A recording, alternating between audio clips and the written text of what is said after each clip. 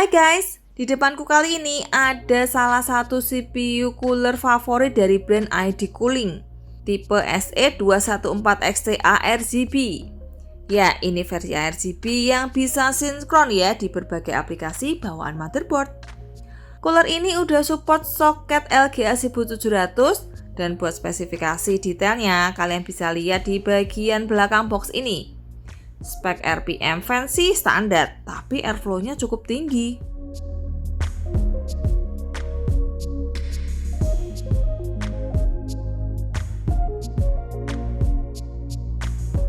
Pertama-tama kita dapetin kertas manual yang cukup lengkap, panjang, dan ada bahasa Rusianya.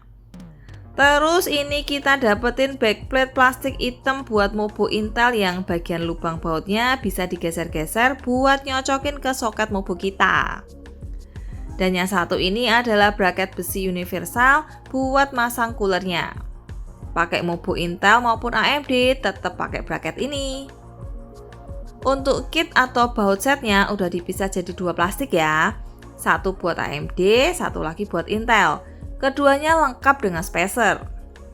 Ini juga ada dua baut dengan per buat masang cooler ke bracket besi tadi. Ini kawat pengait fan, bahkan ada silika gel guys. Dan ini kita dapetin thermal paste model bumbu mie instan ala cooler Kirihore.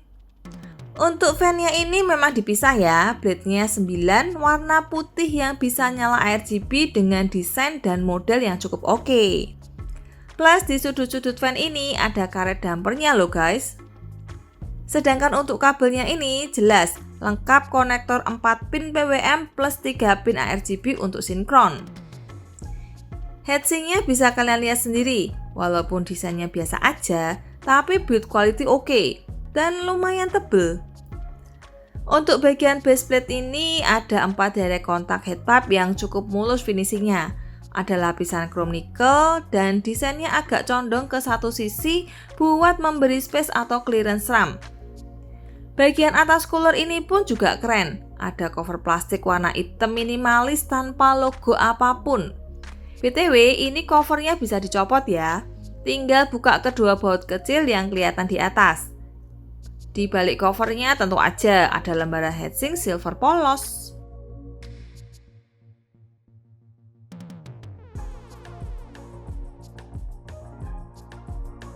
Oke, penampakannya setelah dipasangin fan kayak gini guys. Dan cooler ini mau aku bandingin sama cooler dari Deepcool seri AG400 RGB. Dari depan udah langsung kelihatan beda desain blade fan keduanya. Dan kalau dilihat dari samping, kelihatan tinggi kedua cooler ini 11-12. Desain sama-sama offset ke belakang, tapi heatsink Deepcool dibuat agak lebih tertutup. Sedangkan dilihat dari belakang, bedanya cuma di desain metrik heatsink AG400 yang kotak-kotak. Kalau SE214XT lebih polos rata. Tapi tentu aja buat penampakan bagian atas jelas lebih keren SE214XT yang punya cover hitam.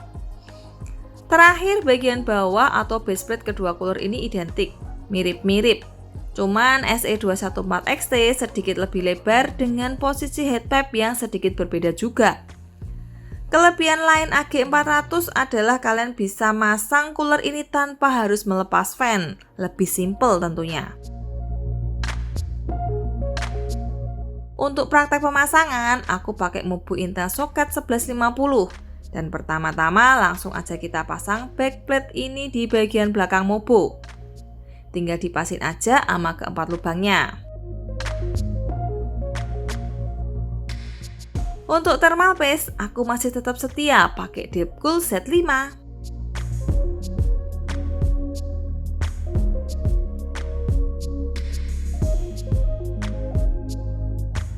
Selanjutnya kita pasang atau taruh spacer di keempat lubang baut. Baru kita pasang bracket besi ini guys. Kita baut satu persatu ya.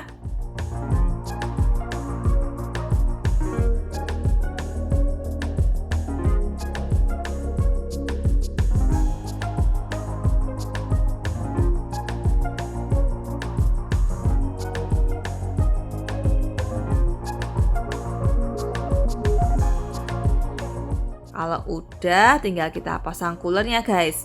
Tapi ini harus kalian copot dulu ya fan-nya. Kos kalau posisi fan kepasang jadi nggak bisa dibaut.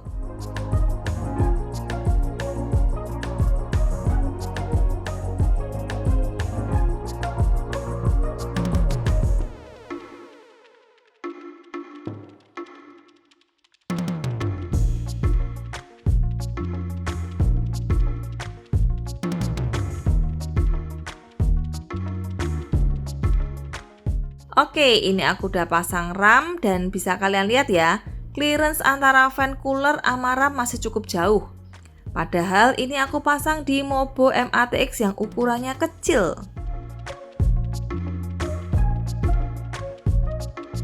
Nah, untuk tes performa, aku pakai Proxy Ryzen 7 1700 di Mobo AMD AM4 tentunya. Di sini kalian bisa sekalian lihat penampakannya saat terpasang dan nyala. Karena fan-nya ini ARGB Sync, jadi efek RGB-nya tergantung dari Mobo atau aplikasi kalian ya. Tapi menurutku sih warnanya cukup bagus dan smooth. Plusnya lagi, fan-nya ini cukup silent loh guys. Di tes ini seperti biasa, aku set CPU fan ke fix mode maksimum supaya bisa tahu kemampuan maksimum heatsink fan SE214XT.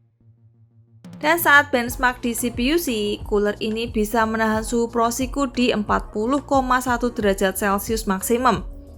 Sedangkan untuk AG400, bacaan suhu maksimum yang didapat adalah 39,3 derajat Celcius, sedikit lebih rendah ya. Kedua, aku bench di Wprime benchmark. Di sini SE214XT mendapat bacaan 40,3 derajat Celcius maksimum.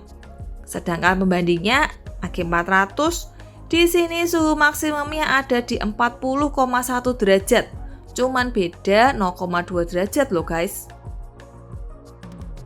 Ketiga, aku jalanin Cinebench R20. Di benchmark yang berat ini, SE214XT masih bisa menjaga suhu Ryzen 7 1700 dengan CPU package power 81 watt di 44,8 derajat. Suhu yang adem banget guys. Tapi kalau dibandingin sama AG400, AG400 bisa dapetin suhu maksimal di 43,9 derajat. Walaupun dengan package power yang kebetulan sedikit lebih rendah. Ini marginal error aja ya. Karena di tes ini aku udah set clock proxy supaya fix di 3,2 GHz dan matiin core atau turbo boost-nya juga. Ini menurutku SE214XT cuman kalah di fan aja, karena spek fan AG400 sedikit lebih bagus. Karena itu, aku mau coba ganti dengan fan Arctic P12 Max. Ini adalah fan value yang punya spesifikasi tinggi, yakni 3000 rpm, dengan airflow 81 CFM dan static pressure 4,35 mm H2O. Dengan high static pressure dan RPM, fan ini memang didesain buat push di radiator I/O atau cooler tower gini. Hasilnya di Cinebench R20, duet heatsink SE214XT fit fan Arctic P12 Max ini bisa dapetin suhu maksimal cuman 42,3 derajat sekalipun di 5 kali loop. Bisa menurunkan suhu lebih rendah dengan beda hampir 3 derajat. Jadi kesimpulannya, sekalipun pakai fan standar, performa ID cooling SE214XT tergolong bagus dan sangat worth to buy. Udah gitu, penampilannya juga keren. Jadi gitu aja ya video review kali ini. Jangan lupa like dan subscribe. See you!